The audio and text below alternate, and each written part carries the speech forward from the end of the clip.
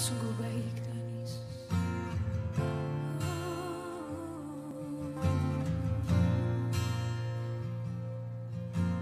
Yesus, Kau sungguh baik. Yesus, namamu indah. Yesus, ku cinta Kau selalu. Ku tinggikan, ku agungkan selamanya. Panggil namanya Yesus. Yesus, Kau sungguh baik. Yesus, namamu indah. Yesus, ku cinta Kau selalu. Ku tinggikan, ku agungkan selamanya. Ku mau memuji-Mu, ku selalu puji-Mu. Ku mau menyembah-Mu, ku selalu sembah-Mu. Kau yang layak terima semua pujian, kemuliaan hanya bagi Tuhan. Boleh berikan tepuk tangan buat Tuhan Yesus. Haleluya. Oh Yesus, Kau sungguh Yesus, namamu indah. Oh Yesus, ku cinta Kau selalu. Ku tinggikan, ku agungkan selamanya. Ku mau memuji-Mu, ku selalu puji-Mu. Ku mau menyembah-Mu, ku selalu sembah. Kau layak terima semua pujian, kemuliaan hanya bagi Tuhan. Ku mau memuji-Mu, ku selalu puji-Mu. Ku mau menyembah-Mu, ku selalu sembah-Mu. Kau yang layak terima semua pujian, kemuliaan hanya bagi Tuhan. Shalom, selamat pagi Bapak Saudara sekalian. Senang sekali kita bisa berjumpa pada kesempatan pagi hari ini. Tema firman Tuhan pada pagi hari ini yaitu makna kerajaan Allah. Mari pada pagi hari ini kita akan sama-sama belajar tentang makna kerajaan Allah. Apa yang dimaksud dengan kerajaan Allah? Mengapa kita harus mengerti tentang kerajaan Allah? Mengapa kita harus mencari kerajaan Allah itu? Bapak-Bapak sekalian, kita tahu bahwa pada saat manusia jatuh ke dalam dosa, yaitu manusia pertama Adam dan Hawa jatuh ke dalam dosa, maka mulailah saat itu manusia jatuh ke dalam kutub. Hidupnya berada di bawah kutub dosa. Dan dengan kedatangan Yesus di dalam dunia ini, Dia sudah menebus dosa manusia. Yesus telah mati di atas kayu salib untuk menebus dosa seluruh umat manusia, baik itu dosa kita pribadi maupun dosa warisan, dosa nenek moyang kita. Dan Yesus pada hari yang ketiga, Dia telah bangkit bagi kita semuanya. Dengan melalui kematian Yesus dan kebangkitannya, Yesus akan memulihkan kerajaannya, yaitu kerajaan Allah di muka bumi ini. Kedatangan Yesus ke dalam dunia ini digambarkan bahwa Yesus yang membawa kerajaan Allah ke dalam muka bumi ini. Seperti halnya pada saat Yesus datang di muka bumi ini, Yohanes Pembaptis katakan kepada semua orang, bertobatlah kamu, karena kerajaan Allah itu sudah dekat. Yesus datang ke dalam dunia ini dengan membawa satu kerajaan Allah di muka bumi. Ketika kita percaya dengan Kristus, maka hidup kita akan tinggal di dalam Yesus Kristus. Hidup kita ada di dalam Dia, di dalam kebenaran, yaitu di dalam Kristus Yesus. Apa yang dimaksud dengan kerajaan Allah? Kerajaan Allah memiliki dua pengertian. Pengertian yang pertama, kerajaan Allah adalah pemerintahan Allah melalui Roh Kudus yang sifatnya secara terus-menerus. Dan pengertian yang kedua tentang kerajaan Allah, yaitu perwujudan secara fisik nanti di langit yang baru, di bumi yang baru, di masa yang akan datang. Dari pengertian yang pertama, bahwa kerajaan Allah adalah pemerintahan Allah melalui Roh Kudus yang sifatnya secara terus-menerus. Di sini Tuhan mengendaki agar semua orang yang percaya, Dia mau mendatangkan kerajaan Allah di muka bumi ini, seperti yang diajarkan dalam doa Bapa kami. Datanglah kerajaan-Mu, jadilah kehendak-Mu di bumi seperti di surga. Kata mendatangkan atau menghadirkan kerajaan Allah ini berarti hidup kita ada di dalam pengaturan atau di bawah pemerintahan Allah, sehingga otoritas tertinggi dalam kehidupan kita adalah hanya Allah saja. Allah yang menentukan kehidupan kita, Allah yang mengatur setiap kehidupan manusia. Kita sebagai warga negara yang tinggal di suatu negara sekali, pasti kita harus tunduk kepada hukum dan peraturan di negara itu. Begitu juga kita sebagai orang yang percaya, kita memiliki kewarganegaraan surga, maka kita harus tunduk, harus patuh kepada peraturan dari Allah, dan kita harus berada di bawah ketentuan daripada Allah. Kita harus berada di dalam bawah otoritas yang tertinggi, yaitu Allah. Roh Allah sendiri yang akan mengatur kehidupan kita, sehingga kita memiliki suatu kualitas moral seperti Allah sendiri. Firman Tuhan katakan bahwa orang percaya harus sempurna seperti Bapa kita yang di surga, yaitu Dia sempurna. Kata sempurna di sini artinya bahwa orang percaya harus hidup di dalam pengaturan Allah Bapa sepenuhnya, di bawah pengaturan Roh Kudus sepenuhnya, sehingga apa yang dilakukan selalu sesuai dengan pikiran dan perasaan Allah, yaitu apa? Melakukan segala sesuatu seperti yang Yesus lakukan.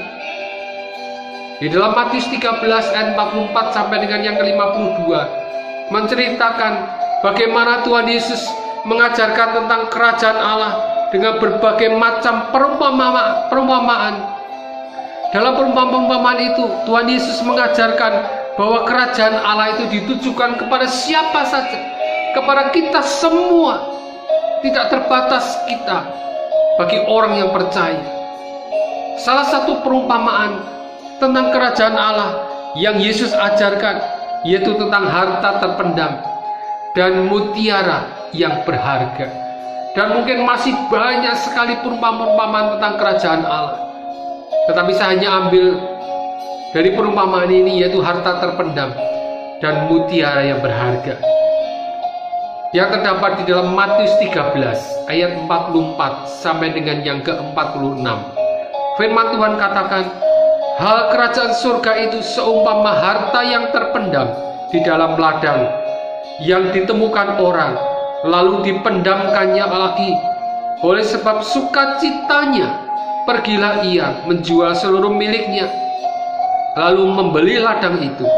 Demikian pula hal kerajaan surga itu seumpama seorang pedagang yang mencari mutiara yang indah. Setelah ditemukannya mutiara yang sangat berharga, ia pun pergi menjual seluruh miliknya, lalu membeli mutiara itu. Bapak Ibu dan sekalian, ada satu sukacita dan damai sejahtera yang diperoleh pada saat orang itu menemukan suatu harta yang berharga di dalam kehidupannya. Perumpamaan-perumpamaan yang Yesus gunakan di sini memberikan satu pengertian bahwa kerajaan Allah itu dilakukan oleh suatu pengalaman masing-masing. Masing-masing kita seturut dengan apa yang kita kerjakan, dengan beraneka ragam kehidupan manusia sesuai dengan apa yang kita kerjakan. Oleh karena itu, pengalaman kerajaan Allah bukanlah satu tempat yang megah, tempat yang jauh dari kehidupan sehari-hari, dari kehidupan kita, tetapi sebagai pengalaman akan kuasa Tuhan melalui pikiran dan sikap hati kita. Bapak-Ibu sekalian, apa yang dapat membawakan damai sejahtera dan sukacita di dalam kehidupan kita, yaitu melalui pengalaman kita mengalami satu pengalaman bersama dengan Tuhan. Pengalaman kerajaan Allah itu ada di dalam hati kita.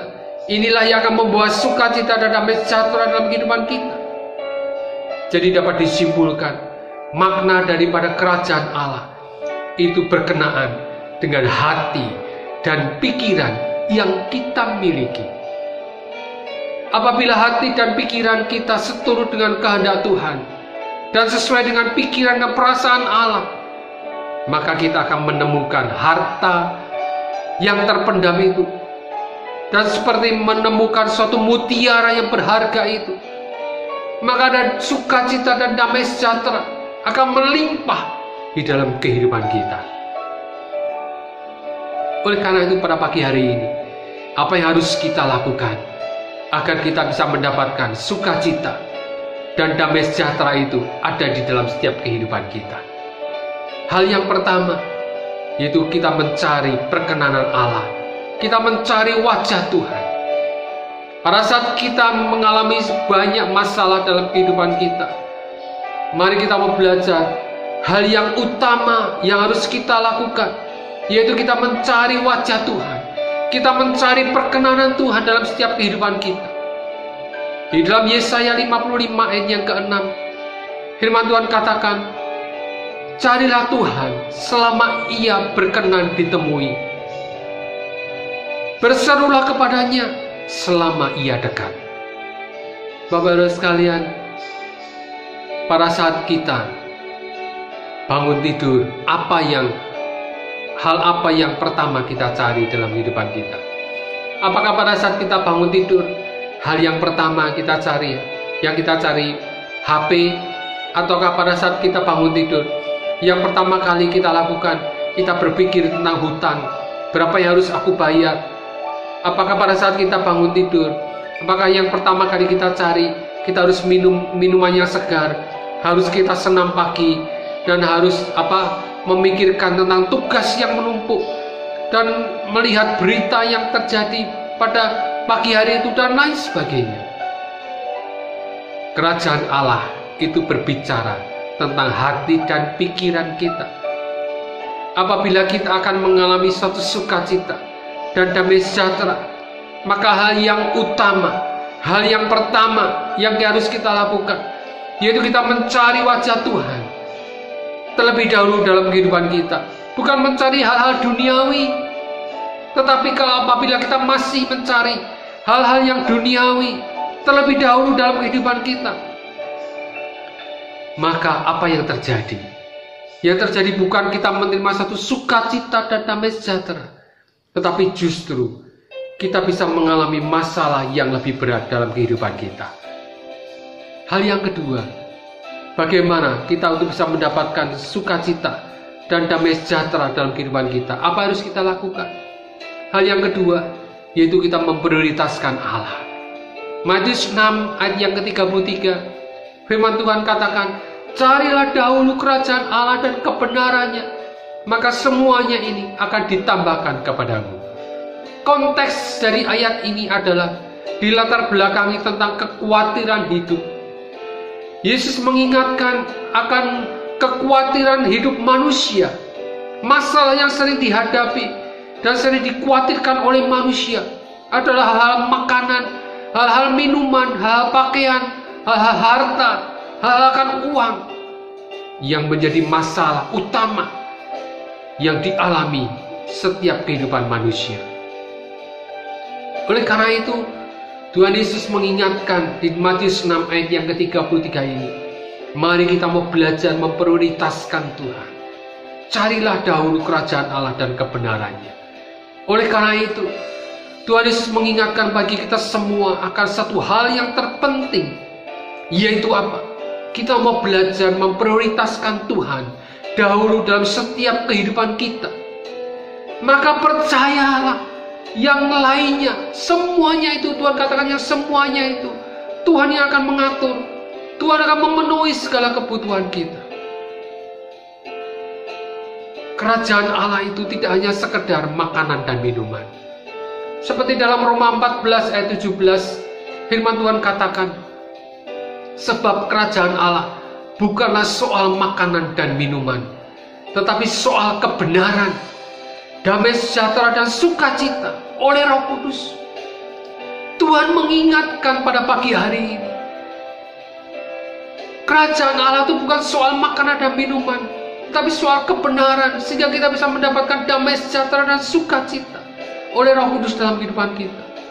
Oleh karena itu, Bapak Ibu sekalian, apa yang menjadi prioritas dalam kehidupan kita hari-hari ini, di hari-hari yang lalu, mungkin selama ini kita kehilangan sukacita dan damai sejahtera dalam kehidupan kita. Kita merasa kehidupan kita merasa kehilangan akan damai sejahtera dan sukacita. Kita merasa jauh daripada Tuhan di dalam kehidupan kita, di dalam keluarga kita, di dalam komunitas kita, di dalam gereja kita sekalipun. Marilah pada pagi hari ini kita akan ubah prioritas kita, yaitu kita mau memprioritaskan Tuhan di dalam kehidupan kita. Percayalah, pada saat kita memprioritaskan Tuhan, maka pasti ada sukacita dan damai sejahtera di dalam kehidupan kita yang melimpah. Dan segala sesuatunya itu, pada saat kita memprioritaskan Tuhan, kita mencari dahulu kerajaan Allah dan kebenarannya, Tuhan menjanjikan bahwa maka semuanya itu akan ditambahkan kepada kita. Oleh karena itu, mari pada pagi hari ini, jangan kita khawatir atas apapun yang akan terjadi. Pada saat kita memprioritaskan Tuhan, maka segala kebutuhan kita, semuanya ini Tuhan yang mengatur. Semuanya ini Tuhan yang akan memberikan kepada kita di dalam kehidupan kita. Oleh karena itu, mari ubah paradigma kita, ubah prioritas dalam kehidupan kita, supaya ada damai sejahtera dan sukacita selalu ada dalam kehidupan kita. Yaitu apa? Pada saat kita mencari wajah Tuhan, mencari perkenanan Tuhan dalam kehidupan kita, maka kita akan memperoleh sukacita dan damai sejahtera.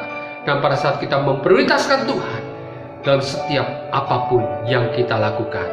Amin. Tuhan Yesus memberkati.